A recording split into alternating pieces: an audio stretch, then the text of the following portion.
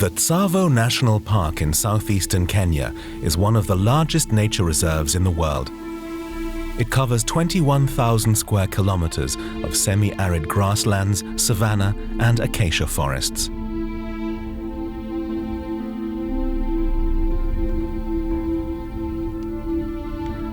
Day after day, something very unusual takes place here.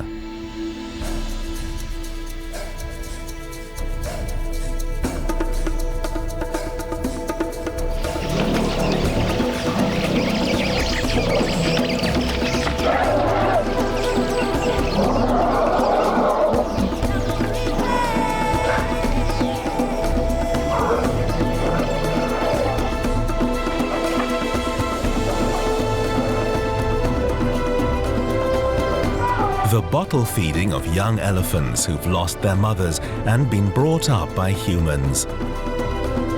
The orphans are now getting to know life in a world that is new to them here in the wild. We're accompanying them for a year as they're slowly reintroduced to nature.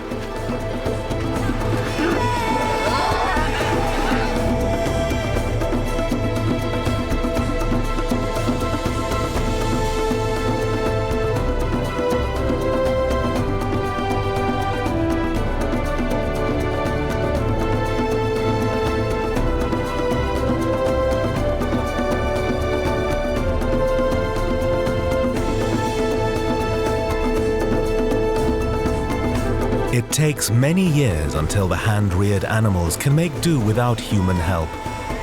The elephant orphans are embarking on a great adventure, returning to the wild.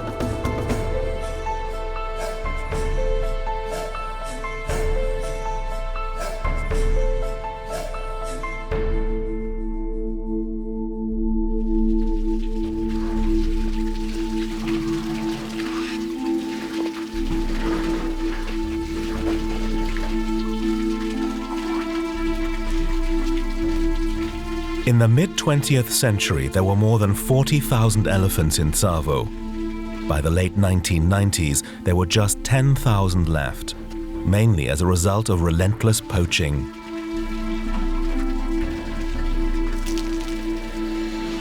Elephants were hunted for their tusks to supply the illegal ivory trade, especially in northern Tsavo, where no elephants were left by the start of the 21st century. This is the story of their return. The first elephants to live in the north of Tsavo since then are young orphans who have been reared by hand and are now preparing to live independent lives without human help. The David Sheldrick Wildlife Trust brought them to Tsavo 6 years ago. We are not seeing any wild elephants. The survivors of those times actually decided to quit this area. And you know, with elephants, actually, they do keep passing knowledge from generation to another. So whenever they had their own babies, they used to tell them that a northern area is not safe. So whenever you are there, keep off from people or just hide. But the hope is that eventually, wild elephants will also come back from southern Tsavo. The orphans from the rehabilitation unit of the Sheldrick Trust go for walks with their keepers and thus get to know their new home. They each have a name derived from the place where they were found and rescued as babies. The youngest member of the group is Enasuit. He's only been here for a few weeks. For him, the process of returning to the wild is just beginning. And Tsavo is an unfamiliar world full of new impressions and dangers.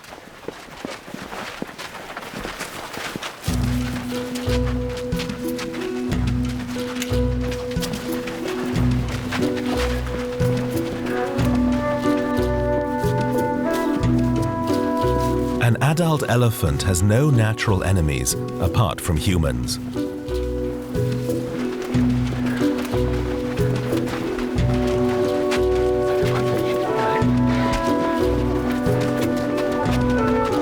But a pride of lions certainly represents a risk for a 2-year-old.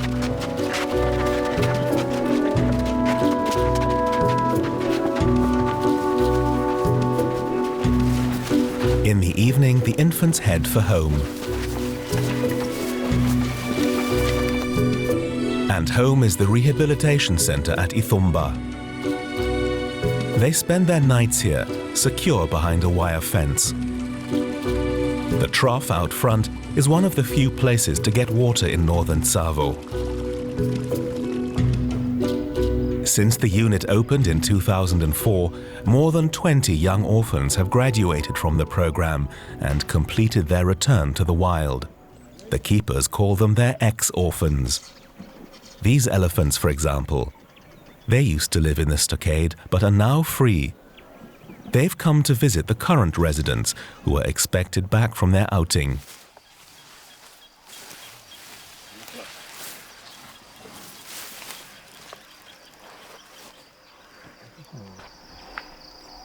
Elephants live in family groups, each led by the most experienced female, the matriarch.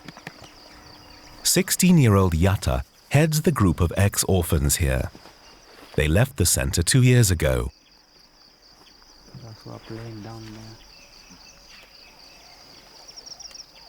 They started by moving out, not coming for one day, the other day coming back to the stockade, until one moment they just stopped coming back to the stockade. Because we are leaving the stockade open, if they come, they just get in. So even if they came that time, actually they were not getting to the stockade, but instead they were just lying outside here, showing that they were fully dependent and they can take care of themselves. Elephants are social creatures, and they have a whole repertoire of communication skills. They produce a range of sounds, including low-pitched rumbles. These low notes are a greeting. The young resident orphans are coming home from their outing.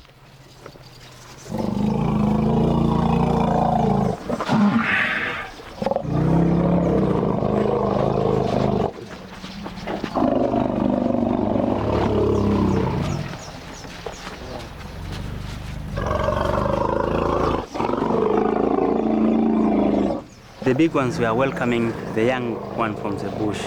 So the sound you heard actually is a welcoming sound, telling them welcome, welcome, welcome. They are bonded together because they have been together here at the stockade for a number of years before the Yatta group decided now it can be on its own. So it became independent and left the young group still with the keepers. So they still remember each other. And most of the time, the Yatta group do come to say hi to the group that is still stock independent, and also to the keepers who took care of them when they were young up to when they left the stockade and joined the wild.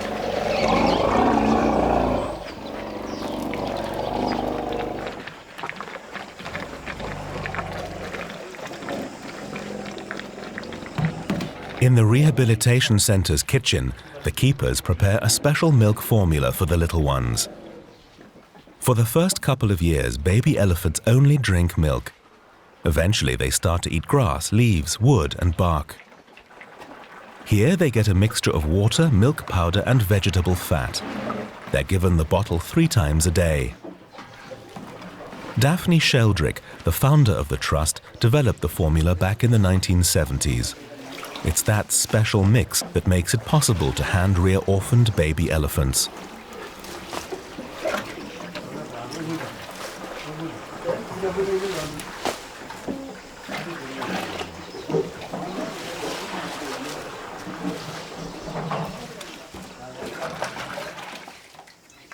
A baby elephant is milk dependent for the first 2.5 years of life. But for orphans, for those who need milk, we continue giving them milk up to an age of 3.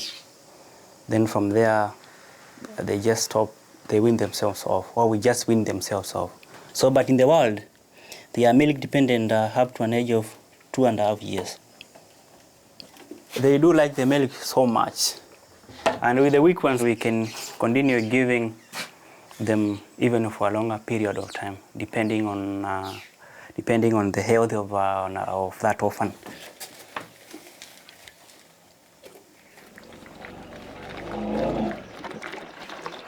An elephant develops at about the same pace as a human. They're babies until they're about 3. After that, they're small children. And like human children, they're eager to explore and investigate their surroundings. Fences and gates are a nuisance.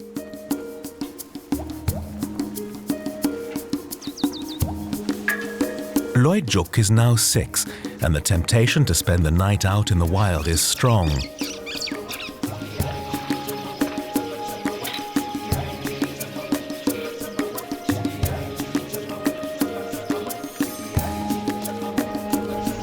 The ex-orphans are waiting at the trough in front of the unit.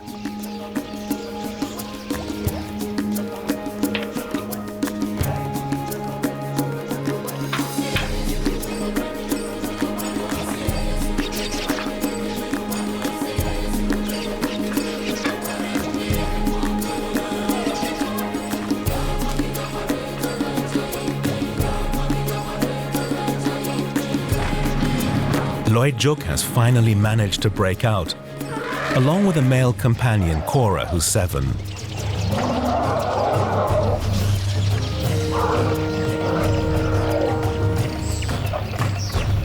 They're about to spend their first night outside the center. For safety's sake, they have to stay close to the older elephants, the ex-orphans. So they have to catch up fast.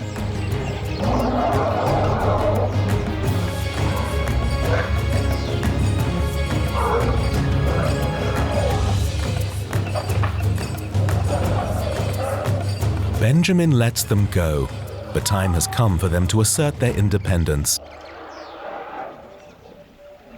Our mission is to see them end up successfully in the world. So it's one way of learning what goes out there at night. And it is good to start early before they finally leave us. Because when they finally leave us, they will have known what goes on there at night and how they can maybe protect themselves in case of any danger. Sleeping rough will be a new experience for Lloyd-Juk and Cora.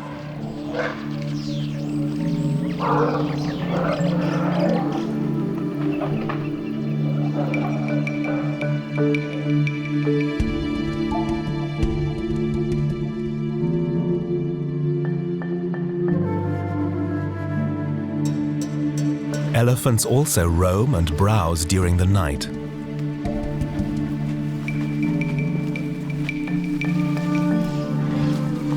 They don't sleep more than 2 to 4 hours at a stretch, and they usually sleep standing up.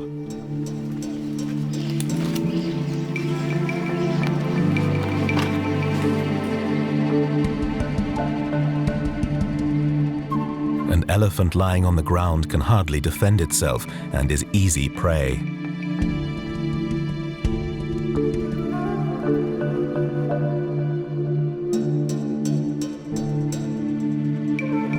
They only lie down when there's no danger, or if, like Cora, they're young and inexperienced.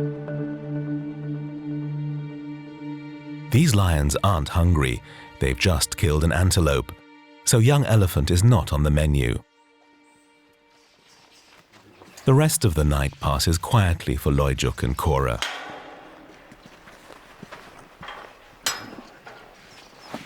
It's also been quiet at the rehabilitation unit. This is an aside.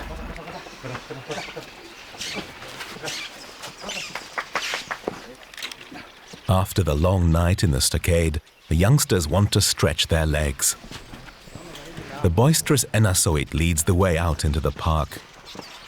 The others make sure the little one doesn't get into trouble.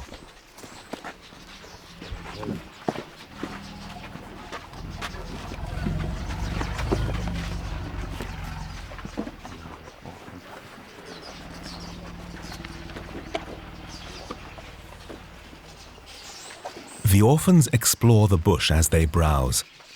They also have to learn how to behave like elephants, and they learn that through imitation. The ex-orphans, the graduates of the rehabilitation center, are the perfect teachers, as they know how to survive in the wild. The orphans have met up with Yatta and her group. Communicating by means of low rumbling sounds that travel kilometers, they had evidently set up the appointment. They do communicate through infrasound, which means that even now, the older group already know that the stockade-dependent ones have already left the stockade, and now they are heading to eastern direction. So obviously they know the exact place where they'll meet. Around Ithomba are acacia forests and wide expanses of grassland and savanna. It's a long way from civilization. Northern Tsavo is one of the most untouched regions of Kenya.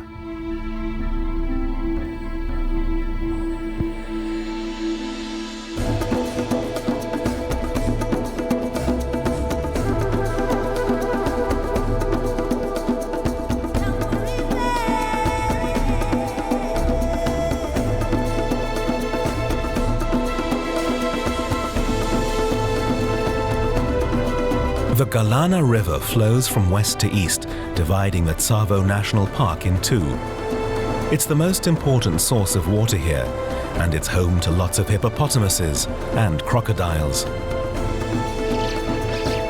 South of the Galana, the terrain is flat, open grassland. Tsavo is famous for its red earth. Much of Tsavo's wildlife lives south of the river.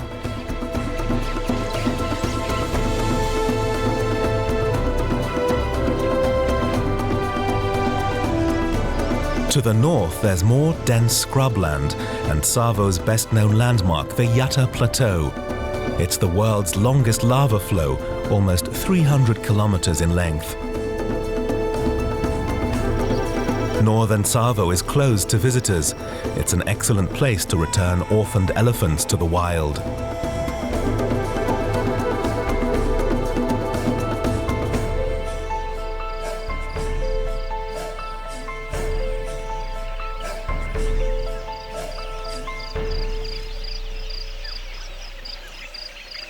A couple of kilometers from the rehabilitation unit, Yatta and the other ex-orphans are busy doing what they do much of the time, browsing. A fully grown elephant eats up to 400 kilograms of grass and leaves a day.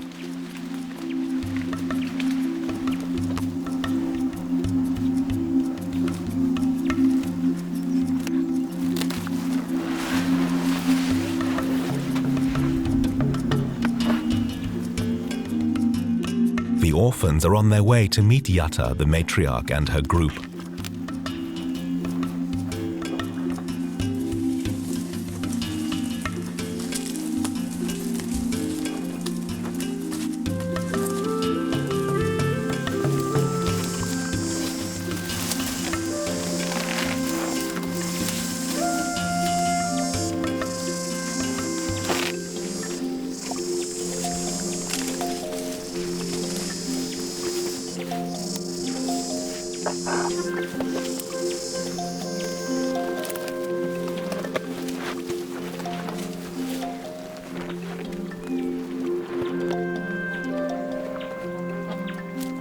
It's an hour's walk from the stockade to the spot where the ex-orphans are waiting.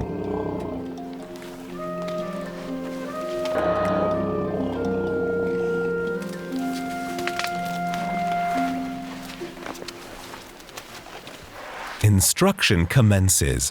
Yatta takes charge of little Enasoit, the youngest among the visitors. Yatta and the small Enasoid, they are communicating through touch, using the trunks, putting the trunk in the mouth, or maybe touching close to the ear, close to the mouth. So that's what they do. And as far as the vegetation is concerned, the young ones look at what the older group is feeding on.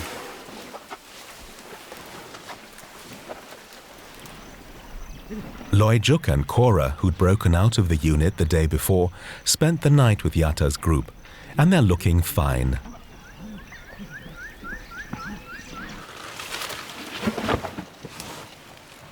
Elephants eat grass, branches, leaves, and bark. Cora is busy practicing how to scrape the bark off a tree trunk, following the example of an older colleague.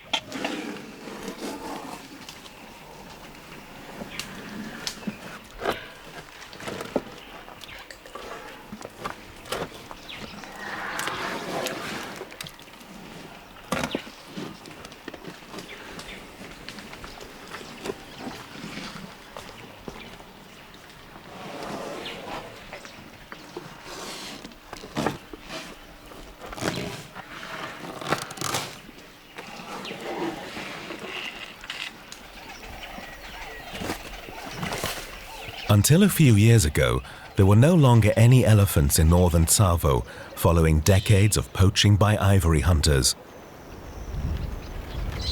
In 2001, the Kenya Wildlife Service opened a station in Ithumba. Park rangers go out on patrol and have succeeded in putting an end to poaching in northern Tsavo.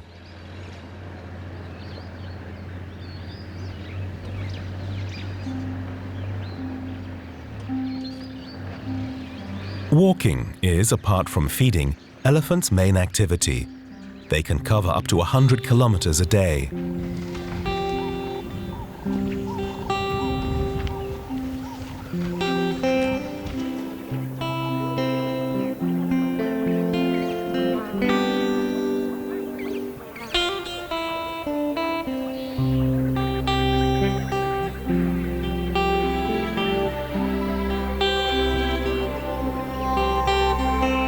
The ex-orphans, Yata and her group, go out on ever longer expeditions.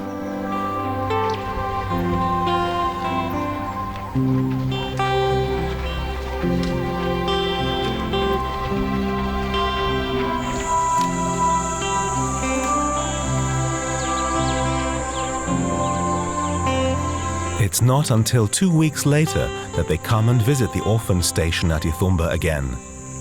Benjamin welcomes his old friends.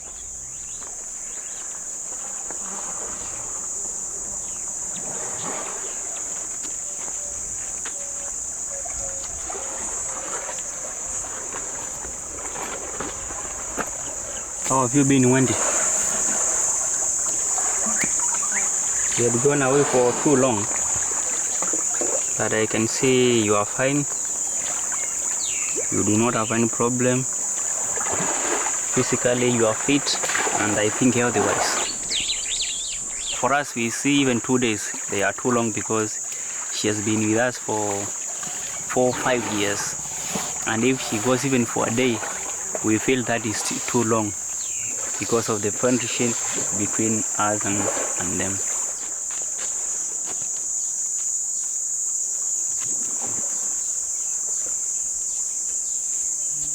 Benjamin is also hoping to see Cora again, the young male who broke free 2 weeks ago with Loijuk. He hasn't been back since.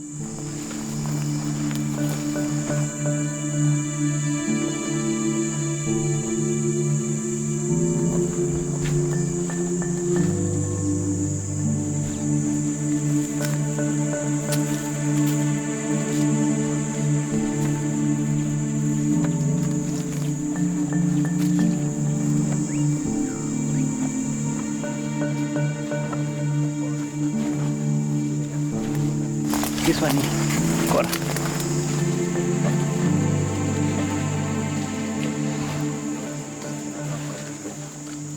Cora is exhausted after his long excursion, unlike any stroll he'd taken before.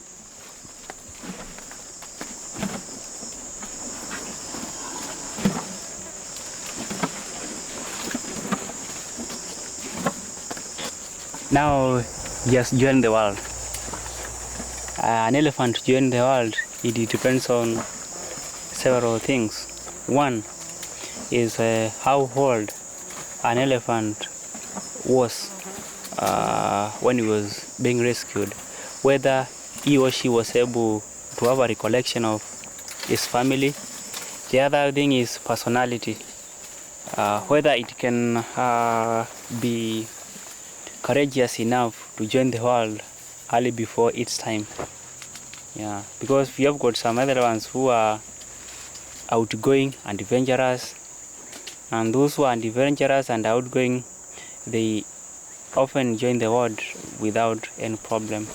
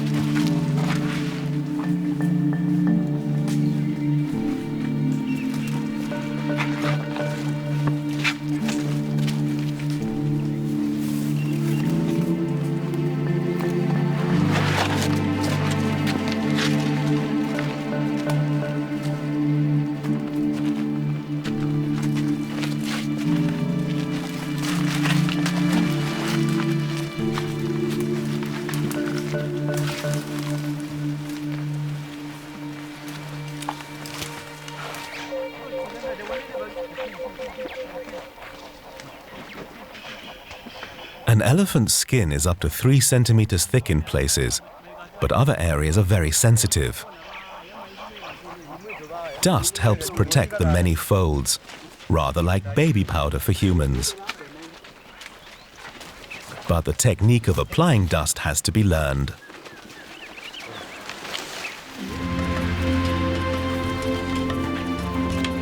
Inasoit is an attentive student. He watches, and then he tries it out for himself.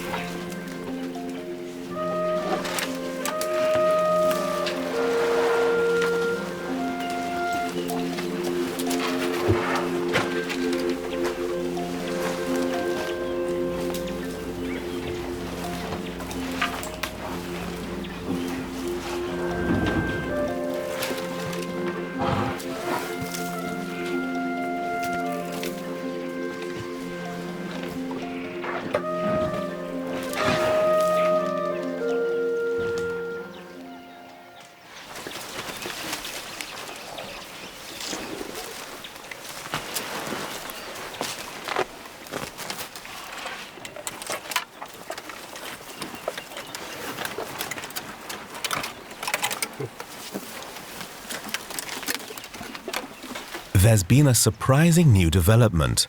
Inasoit, Yatta and the other orphans and ex-orphans are not alone. They're being followed.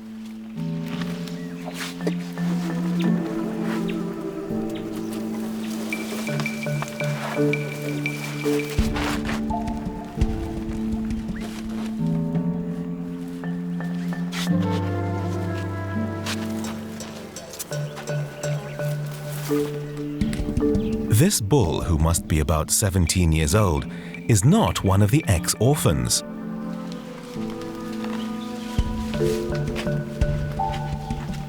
He's probably the first wild elephant to be spotted in northern Tsavo in years.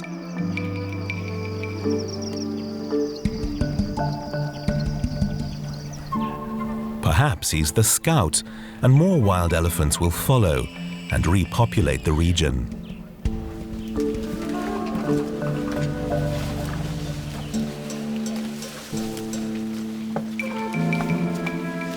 He continues to trail Yatta and her group. They started communicating with the orphans, and the orphans actually assured them that this area they are being scared of is safe. Northern Tsavo is very dry. This man-made watering hole should also attract wild elephants.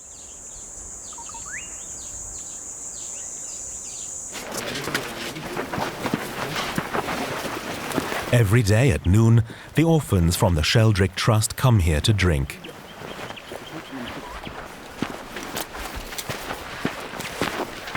Inasoit and the other little ones get a bottle of milk.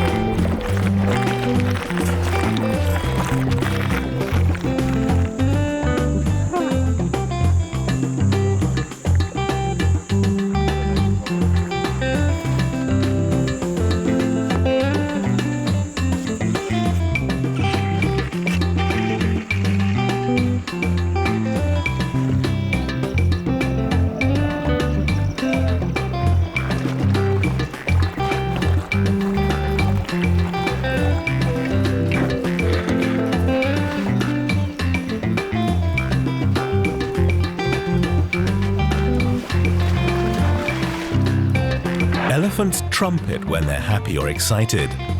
Inasoit trumpets when the water's too cold.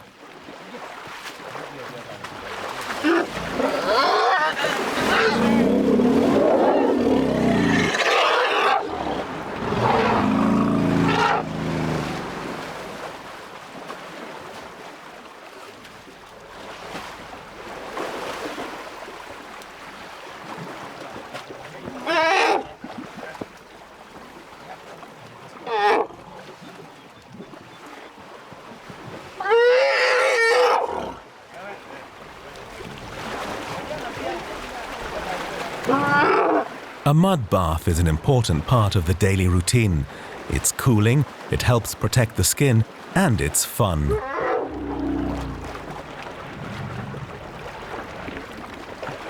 The wild elephant is still following Yatta and her group, but he hangs back and doesn't join in. He observes the antics of the little ones in the mud from a distance.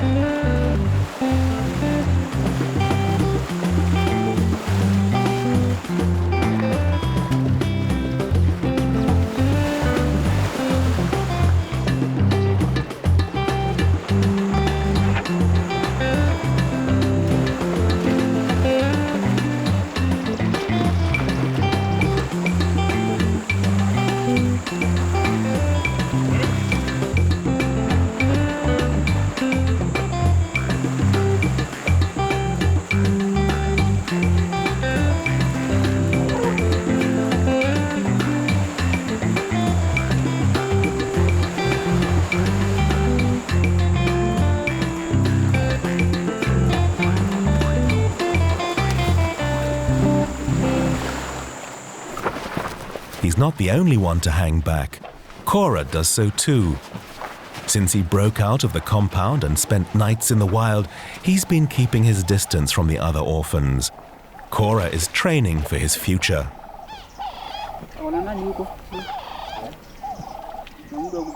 Sometimes he's independent. That's how bulls behave, because even out in the wild you'll find they are lone males walking on their own without any group.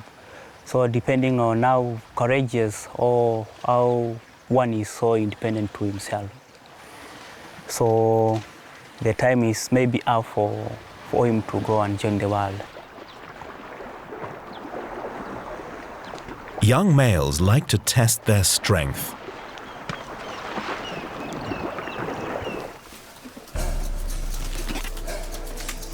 This is a pushing match. Cora is challenging an older and stronger bull.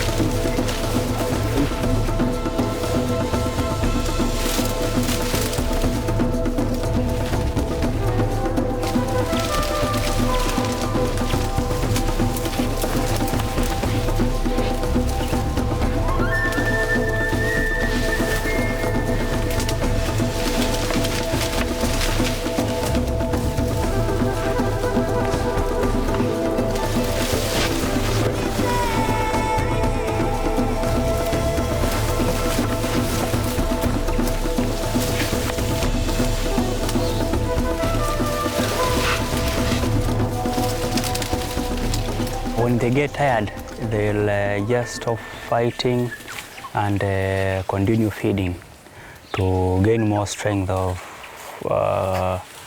fighting again, maybe in the evening or tomorrow morning, until one of them surrenders. If there is no surrender, then they'll be doing this on daily basis or whenever they meet, until one of them decides, now I've been defeated, so you can take over the championship.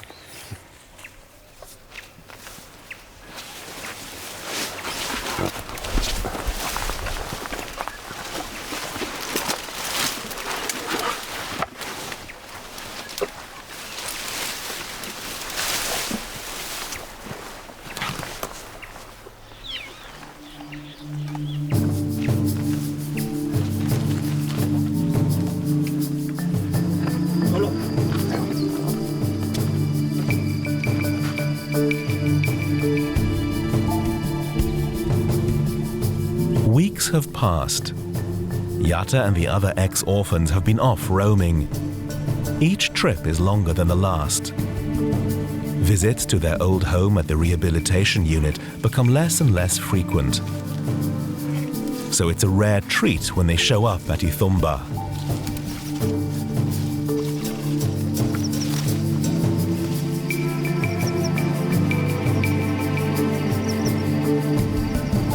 The resident orphans greet them warmly.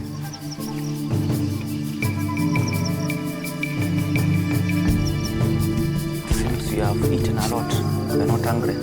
Benjamin is pleased to see the ex-orphans again, but he notices that something has changed.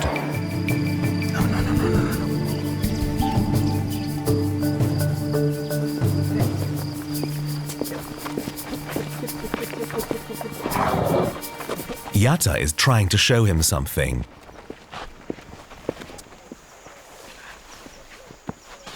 She wants to introduce Benjamin to a new member of her group, the wild elephant who had been so reticent to join in.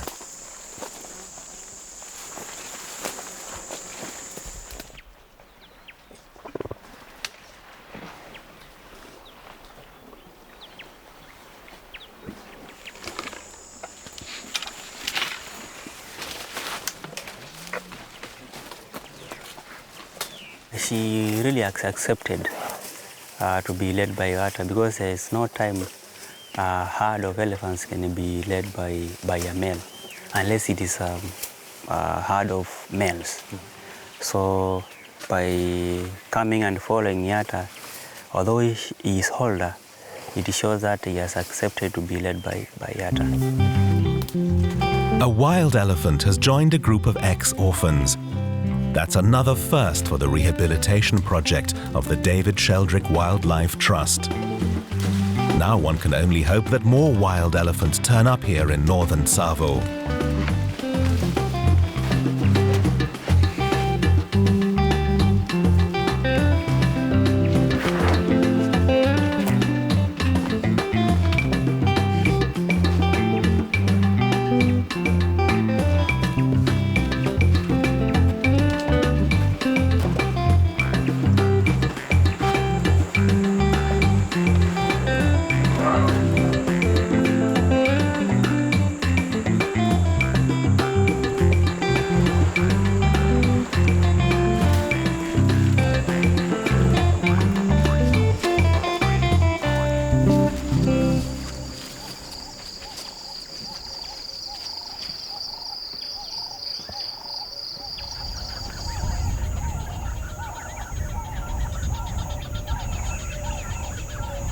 Over the course of a year, there are periods of rain and of drought in Tsavo. Now the dry period has begun. There's hardly any fresh water, and the man-made watering hole is almost dry.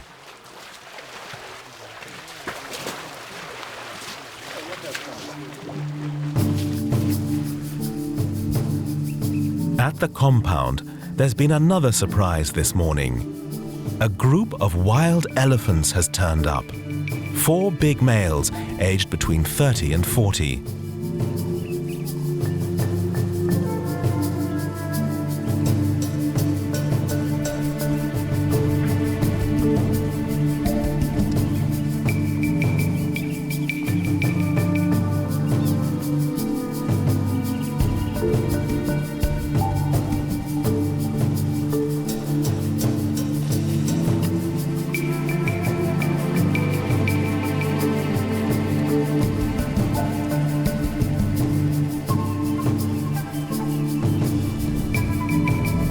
They've been drawn to the water.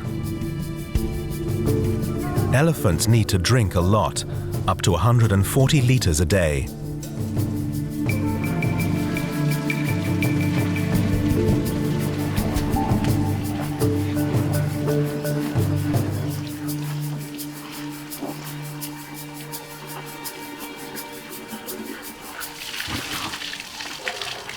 Adult males are for the most part loners. These 4 probably teamed up to explore unfamiliar territory.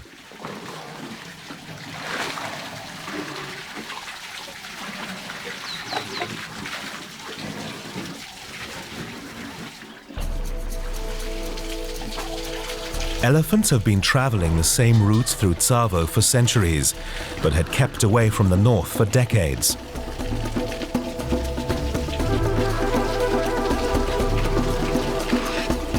Now that some adult males are back, it's the turn of groups of females and youngsters to leave the south and head north.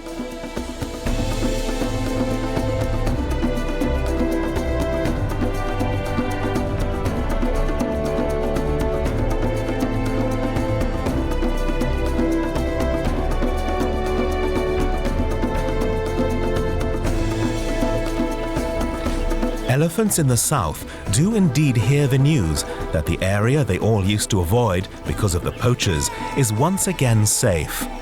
Now they can move into the northern areas of the Tsavo National Park. The return of wild elephants has begun. Soon, they'll meet the orphans there.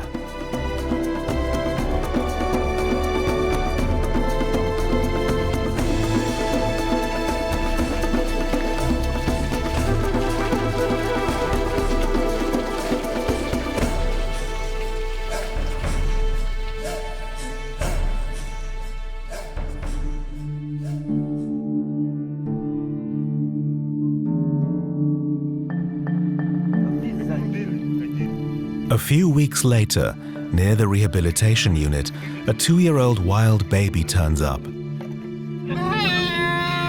It's lost its herd and it's in desperate need of water.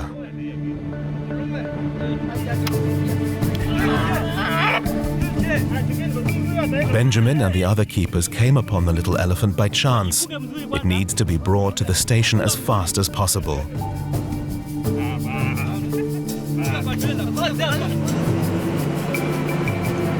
It's the very first time that they've had to rescue a young elephant in this area.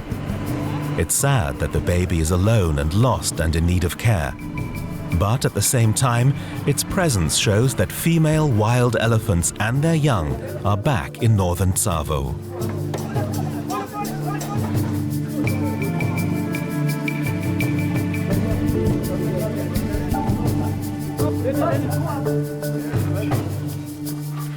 The wild baby is suspicious of humans, but with a little luck, it won't have to stay here too long. We'll keep on watching whether our mother will be coming round. So if we manage to see our mother, then we'll be very happy, and maybe she will tell us by the excitement, because I'm sure when she meets with her mother, then she will go.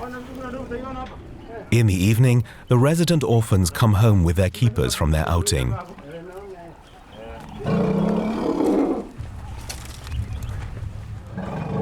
Loijuk, the female who'd run off several weeks earlier but had come back, attends to the bewildered visitor.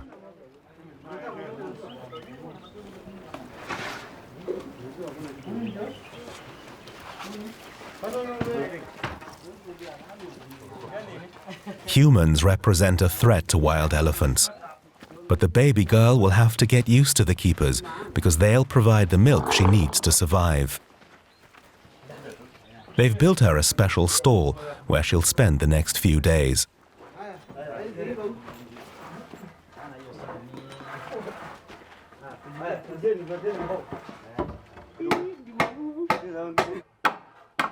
This is where we'll train how to take milk.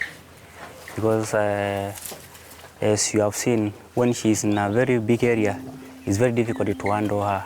But when she's here, actually, it's very easy for a keeper to come and try to trick her to take the milk.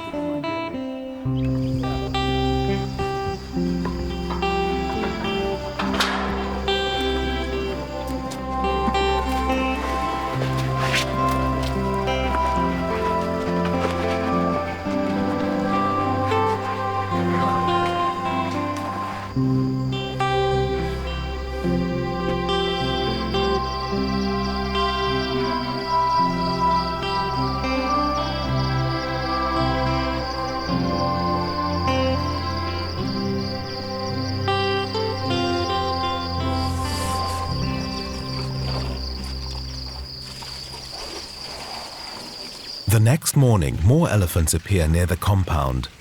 Adult males and females and their young. Perhaps they're the herd of the lost girl in the stall. It turns out they're not her family. She doesn't react to them, and they don't react to her. They're strangers, and the baby's mother is nowhere in sight. If our mother don't come back, then she'll be part of our family. And when she comes of age, then she'll be able to decide whether she would like to go back to the world or stay with us. The residents are extremely interested in the herd of wild elephants outside. They meet at the water trough in front of the compound.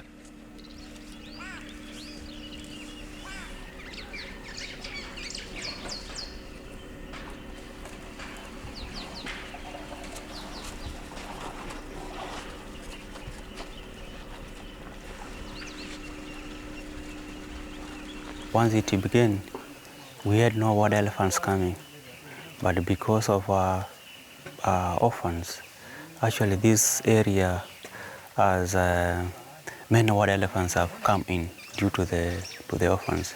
If it were not for the orphans, I think no wild elephant would be around. So it's because of the orphans that a lot of development is coming to this area.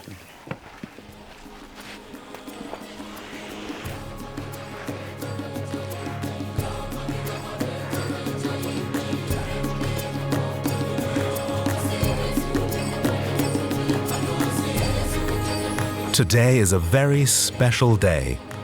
For the very first time, the orphans have met a herd of wild elephants here. The plan of the David Sheldrick Wildlife Trust has proved successful.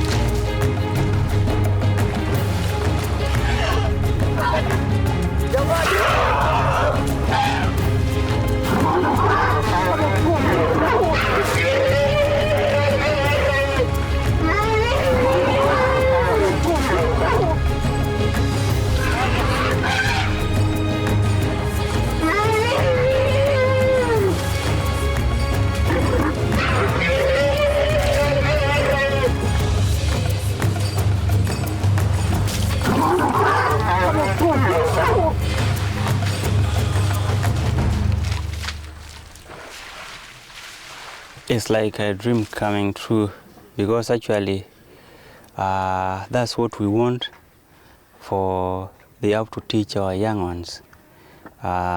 Things like communication, what kind of plans is best for them, and general behavior, how they should behave when maybe they are in the company of maybe dominant males, when they are with a big female, such kinds of things.